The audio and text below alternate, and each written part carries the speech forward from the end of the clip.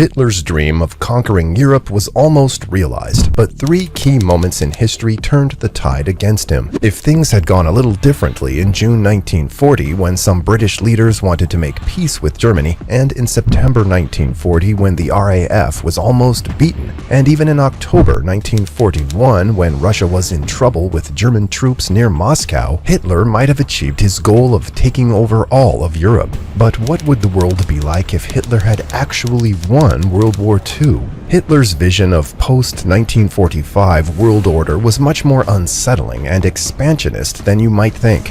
According to his perspective, if World War II had ended in victory for Germany, it would have led to subsequent conflicts like World War III, World War IV, and beyond, ultimately with the goal of global domination by Germany. After the initial victory in Europe, Hitler's plan was to directly incorporate certain Nordic countries, including Denmark, Norway, Sweden, and Finland, as well as the German-speaking part of Switzerland. Poland's general government, known for its brutality, would have expanded deep into the former Soviet Union, reaching as far as approximately 70 degrees east longitude, covering more than half of the entire Russian Empire. This vast region would have transformed into a massive source of forced labor. Additionally, Japan would have temporarily gained control over the remaining portions of the Soviet Union. In Hitler's envisioned post-victory world, Mussolini would have been allowed to expand his territory, approximating the boundaries of the Roman Empire. However, Hitler intended to maintain control over France, Great Britain, including Ireland, and transform Spain and Portugal into puppet states under German influence.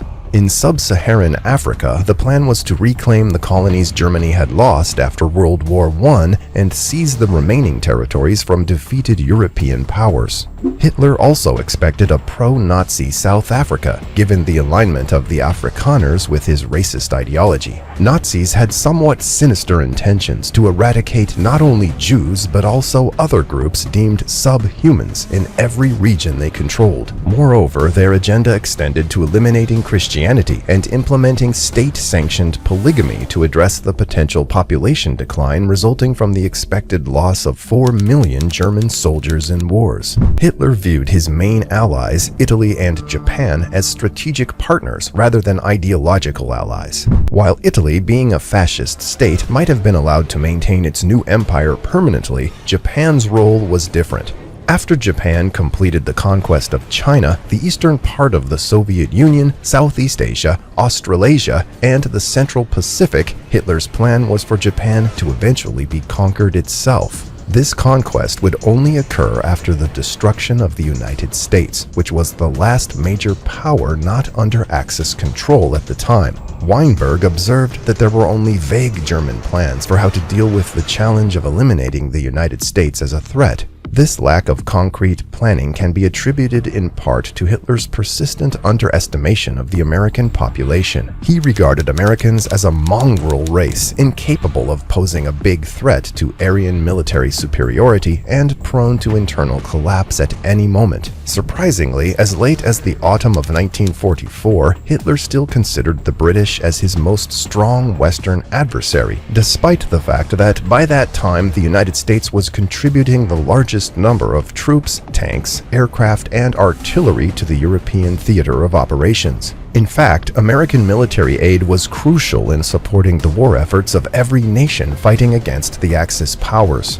Hitler's blindness on this matter not only underscored the extent of racism in his worldview, but also his profound ignorance. Hitler's initial strategy for Europe involved a prudent approach. First, complete the conquest of Western Europe before launching an attack on the Soviet Union. The Soviet Union had maintained a non-aggression pact with Germany until the moment of the Nazi invasion in June 1941. If everything had unfolded as intended, the full force of the German army would have been directed toward Russia, and Hitler's vision of a Europe under German control, extending from Ireland to the Urals, might have become a reality. However, Hitler's overarching grand strategy, which involved acquiring the rest of the world incrementally, would have faced an issue that Hitler appeared to overlook.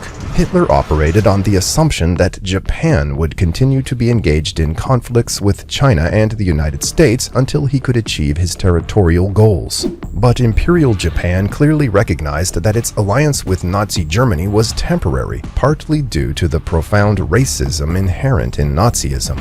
While Hitler might have referred to the Japanese as honorary Aryans, this phrase itself highlighted the ideological awkwardness of their partnership. Throughout history, alliances have shifted in response to changing circumstances. For example, the Austro-Prussian conflict of 1866 eventually gave way to the dual alliance between Germany and Austria-Hungary in 1879. Italy, initially part of the Central Powers in World War I, actually joined the Allies during that war and would switch sides again in World War II. Furthermore, a decade after World War II, the United States and West Germany became partners in the North Atlantic Treaty Organization, NATO. Long before Nazi Germany could try to conquer the whole world, it's pretty likely that the other countries would have joined forces to stop them. This would have given the United States a strong presence in Asia, and it's doubtful that Germany could have sent its armies across the big oceans like the Atlantic and Pacific. The best they could have done is build planes that might only go one way and maybe crash into New York City skyscrapers. In response, the United States had a real aircraft called the Convair B-36 Peacemaker. It was the first bomber that could fly across continents and was designed to attack Berlin from bases in northeastern Canada. The development of the B-36 began in 1941, when it looked like Hitler might conquer all of Europe. The first test flight happened in 1946, and this massive 6-engine bomber became operational 2 years later.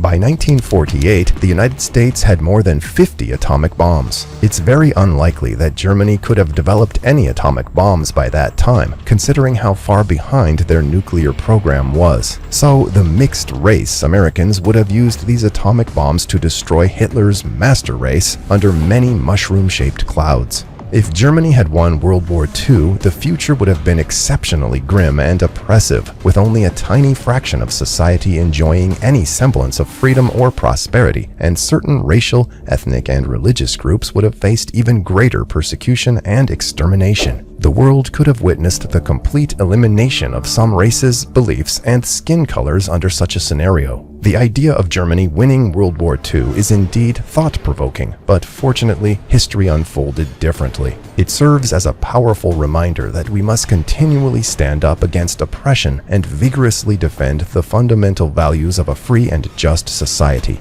We'd love to hear your perspectives and insights on what the world might have been like if Germany had won World War II, or any related thoughts you'd like to share. Thank you. See you in the next video.